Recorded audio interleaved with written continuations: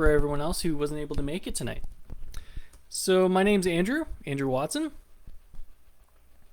Oh, looks like it might have had a signal cut out.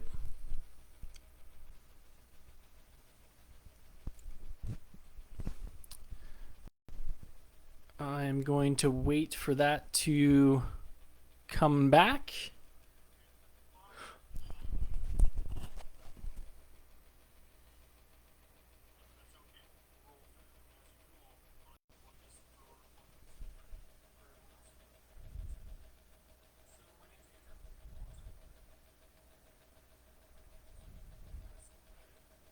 All right, here we go. So my name is Andrew Watson. AWI Coaching is my business, or Andrew Watson Coaching.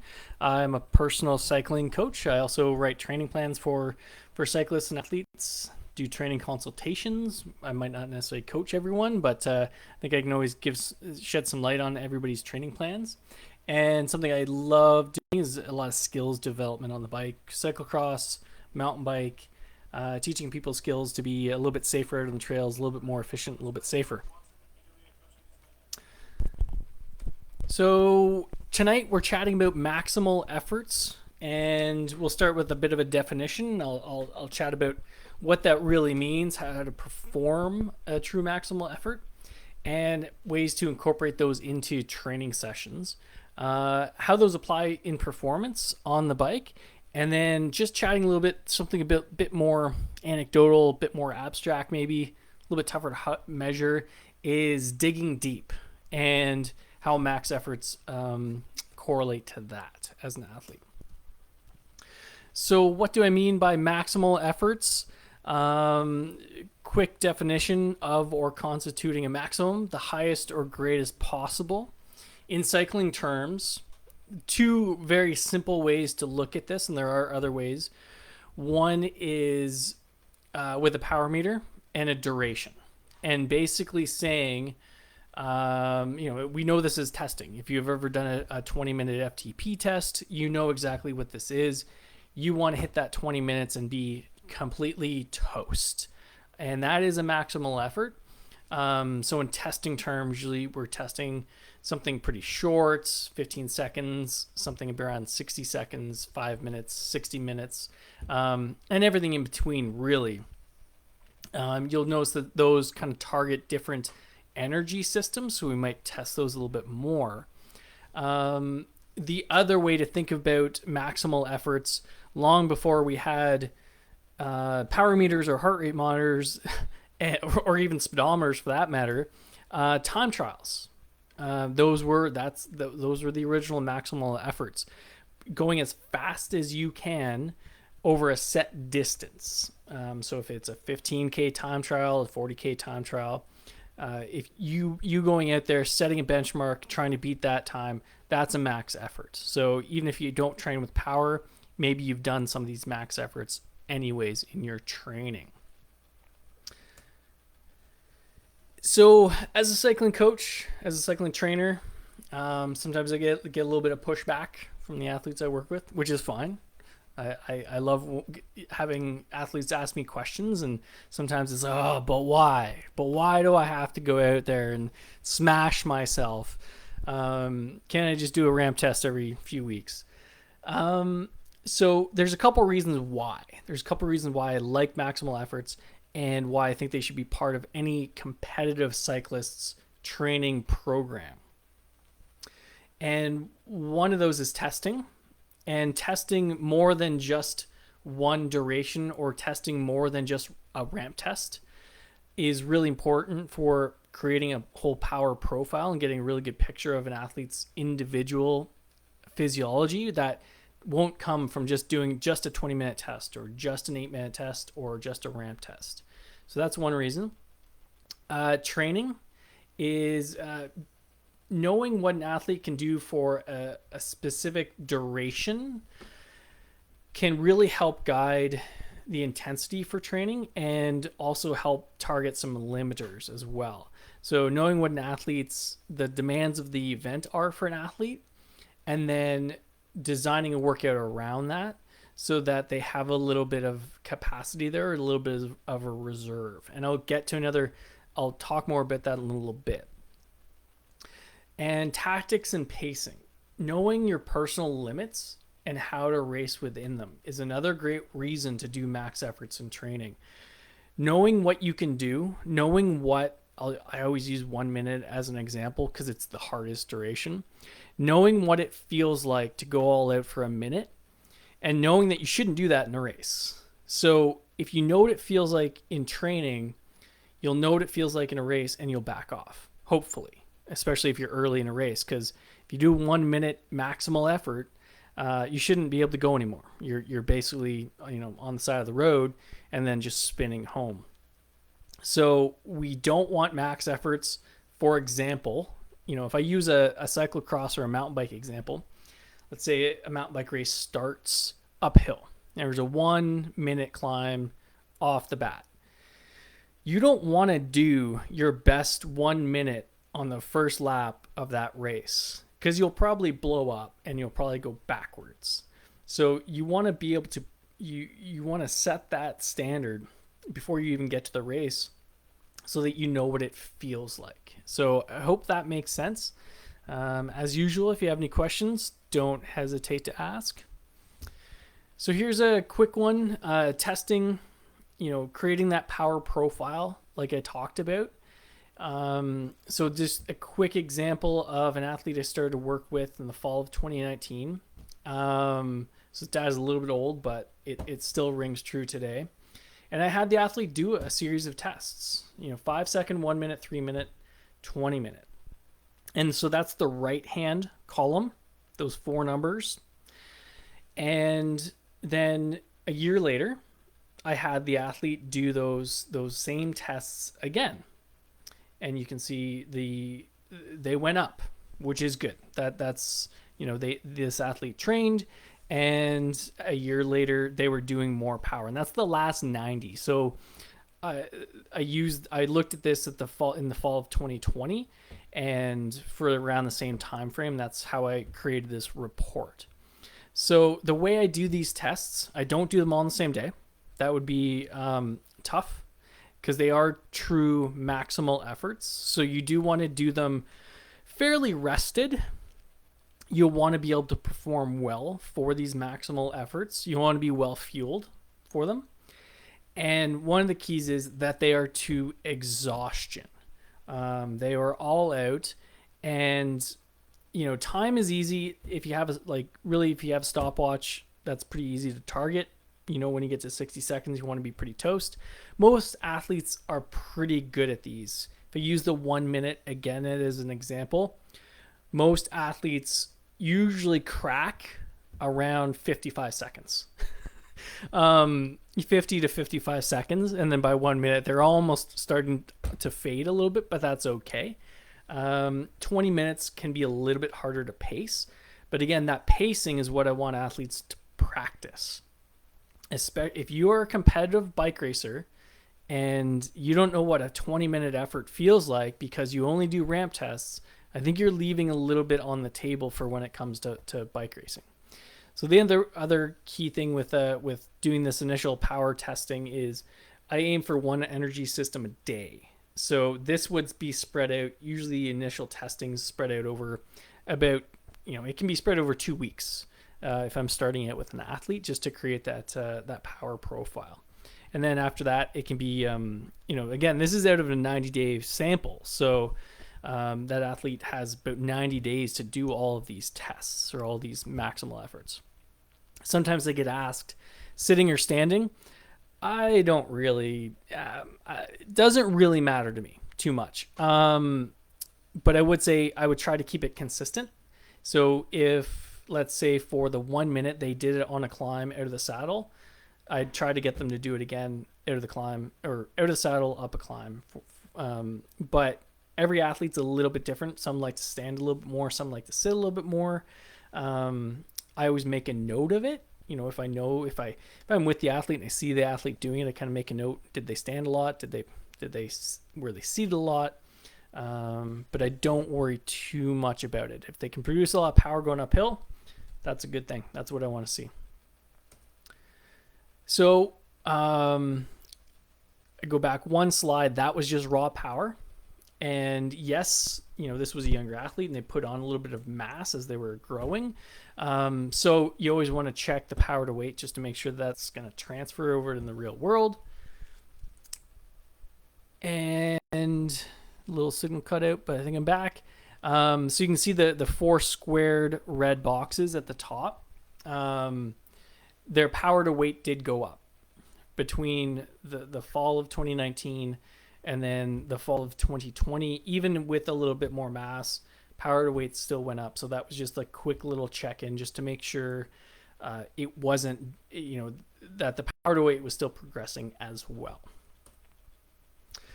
So this is a training versus racing example of a mountain bike race or a mountain bike event and how I look at these maximal efforts. And so using this one quick example from this past summer actually, and this was about you can see, this was from the start lap. This was the first lap of a Canada Cup race in Quebec. And the gray shaded line or the gray line, that's actually the altitude profile. So you can see that it started with about, and I'll show you what I highlight, but around a 2-minute pretty straight climb. It was a pretty wide start and they were motoring up this climb. And so I'll show you kind of how I apply these to training and to racing. And so they were on the gas for a few minutes there right off the bat. So I highlight that. If I go back a couple episodes or webinars, see how I do that. This is WKO. So I've highlighted, this is a 2-minute and 10-second effort. Basically from the start to when they drop back below threshold. So I believe they kind of crested the climb here. It was actually straight up a ski hill. And then they probably were starting to back off a little bit. Maybe they were settling into a group. They kind of were comfortable with their position. So I want to know what that effort looked like. And so what I do, I highlight that.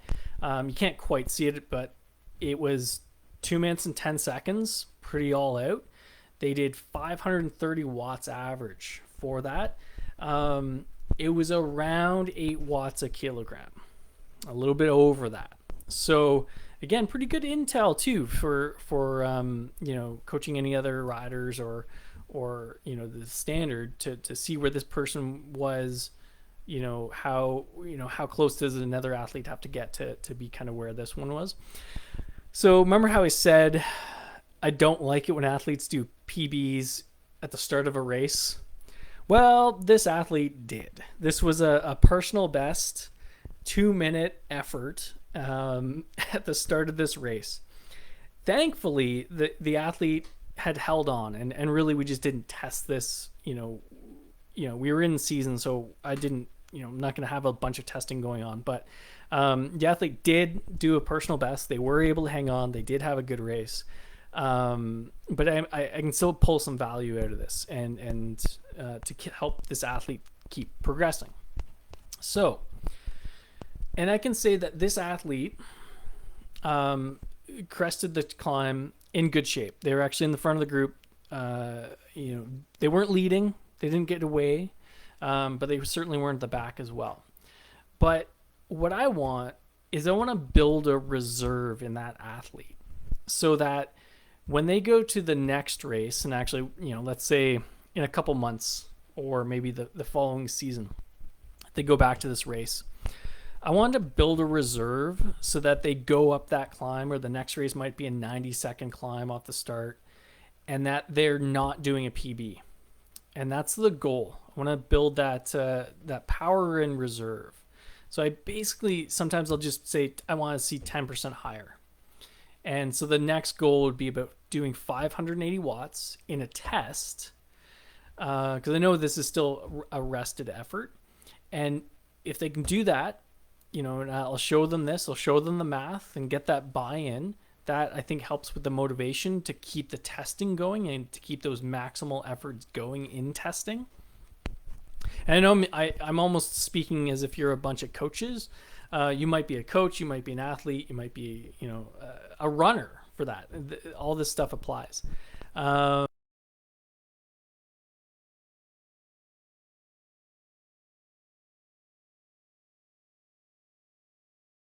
or they get to the top of the climb in that same position, but more rested. They'll be able to carry on throughout the rest of the race a little bit easier because they didn't do a personal best. Because, yeah, if I see a lot of personal bests in race data, it's probably a good signal that maybe a little bit more testing is needed just to make sure that you're on top of everything.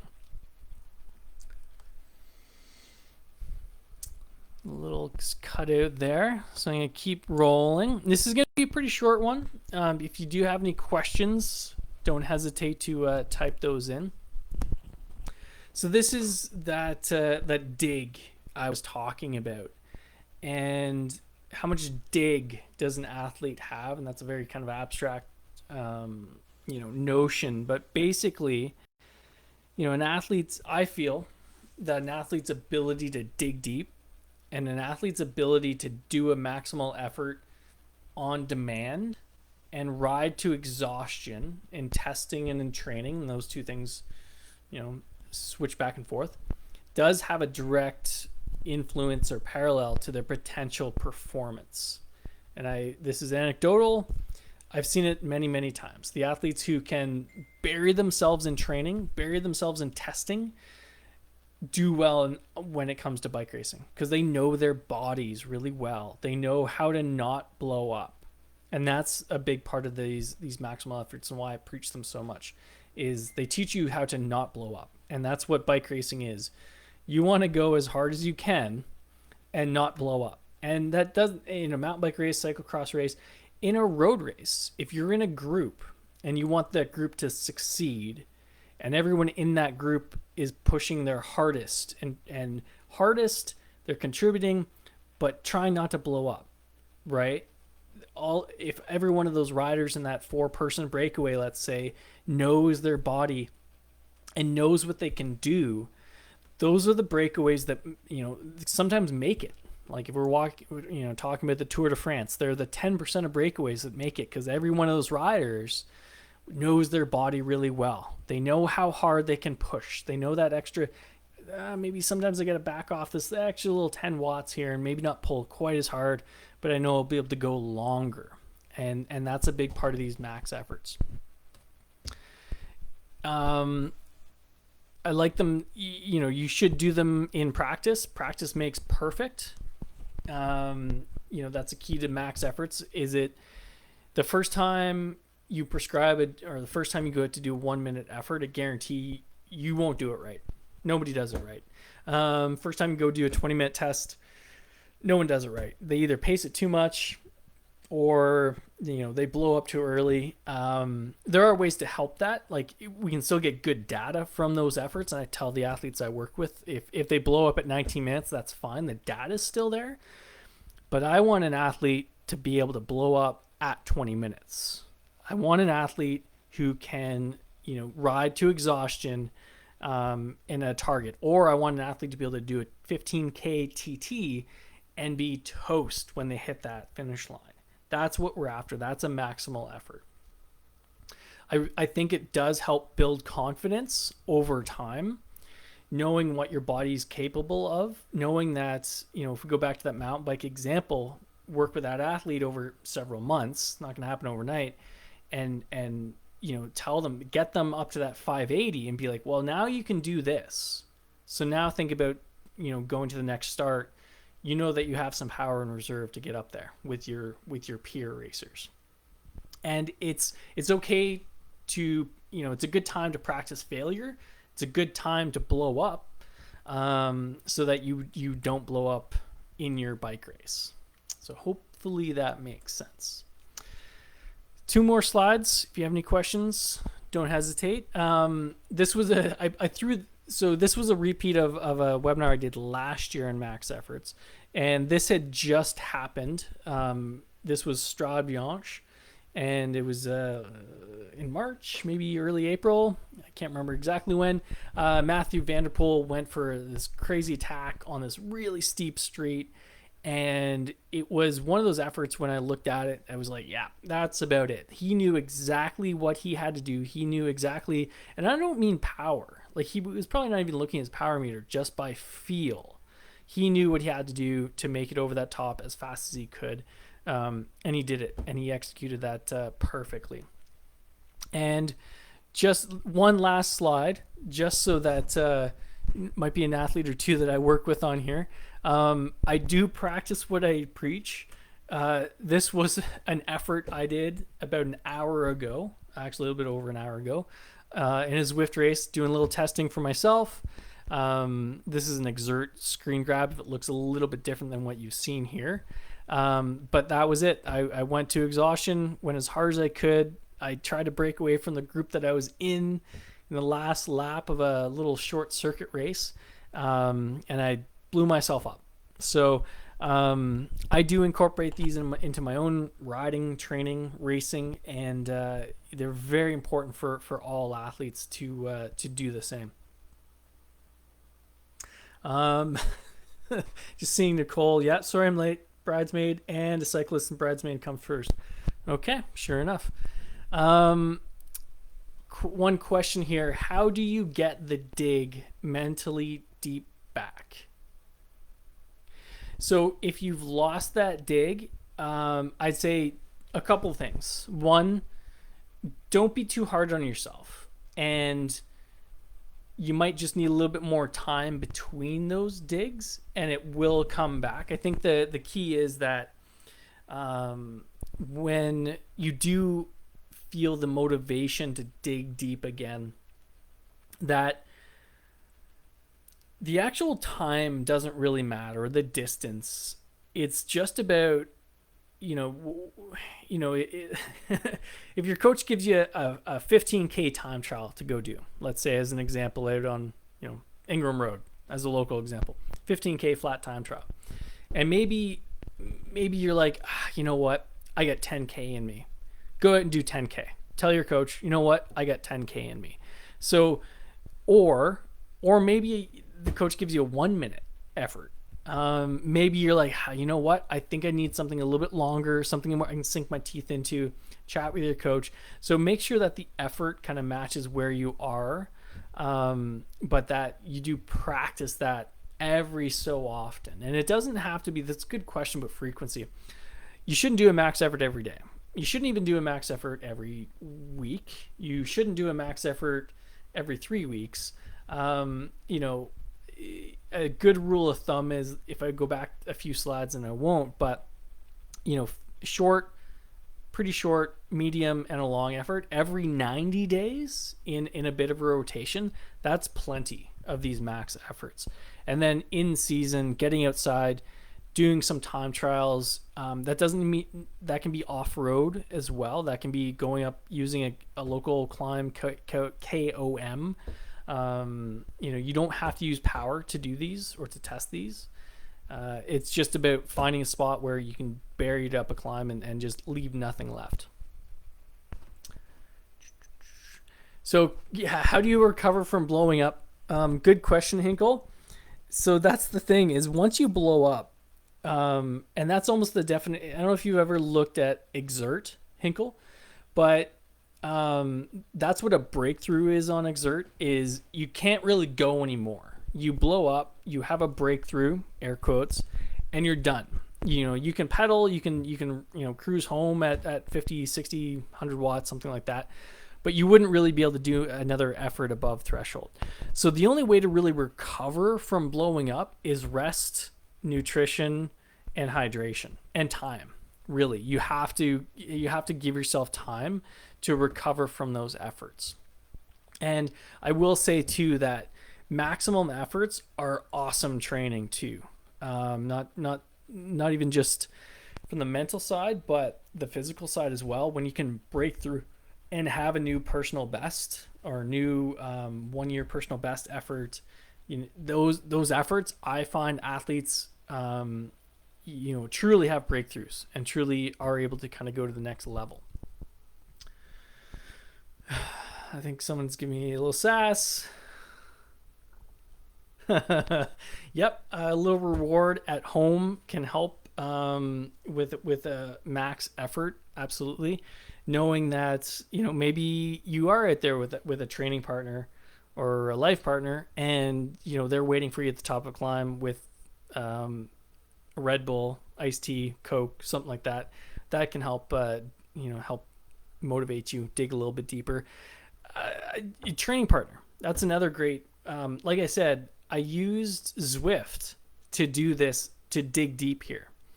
I would not have been able to dig deep here and push as many watts as I did without Zwift and without being in a Zwift race. I couldn't do it. I'm telling you right now, I couldn't do it.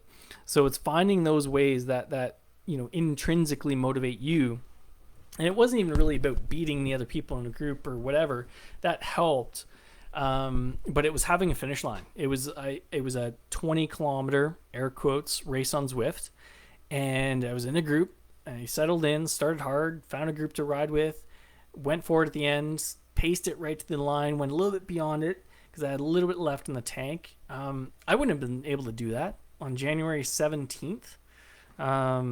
So, it's really is finding what works for you. Some people can. Day in, day out, coach one athlete up in Halliburton, and he can put down max efforts, on demand, just staring at the window. That's, he does him, and that's good. So, it's just a matter of finding what works for you. So, any suggestion for athletes that aren't currently being tested in their current training program? So, and just because I don't want to read too much between the lines, but let's say with younger athletes, I would also be cautious of testing too much. But I would say using, let's say use the example of somebody who doesn't have a power meter. Just using something, if they have a local climb near them. I know it can be tough if it's winter time. So it depends a little bit on the athlete, what they have available to them. But having something, and it's really about setting goals too. So if an athlete isn't being tested per se right now, that might not be a bad thing, as long as an athlete has a goal that they're working towards. So maybe that goal is, local race course. I'll use Hardwood as an example, or like the fun course at Hardwood, and they want to do, a personal best on that. That can be a test, and that athlete's working towards, getting out there in May and doing a better time than they did last August. Just as an example, just as a, and I use Hardwood as an example because it's one-way trails and you can hammer time trial. You don't have to worry about people coming the other way. So that's all my slides. If you have any more questions, still another minute or two to type those in. And there was one more thing I was going to say that now I forget. It came to me partway through. I should have jotted it down. Should have made a note.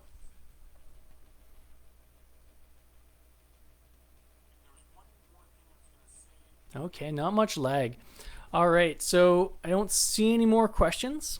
So I will sign off, and I will thank you all for tuning in. And not a ton of people tonight, but really good questions. And if you need any more follow-up or anything in more detail, don't hesitate to reach out. And I will be back next week, next Monday night, 7 p.m. Let's chat nutrition. I'll say it. I'll commit to it. I'll put those slides together, and I will give my 2.5 cents on nutrition and what to focus on, and maybe what to not really worry too much about. All right, so I hope everyone's healthy. Hope everyone is staying healthy and having a great winter. We got a lot of snow today, so hopefully everyone was able to get out and shovel a little bit. And we will see you next Monday.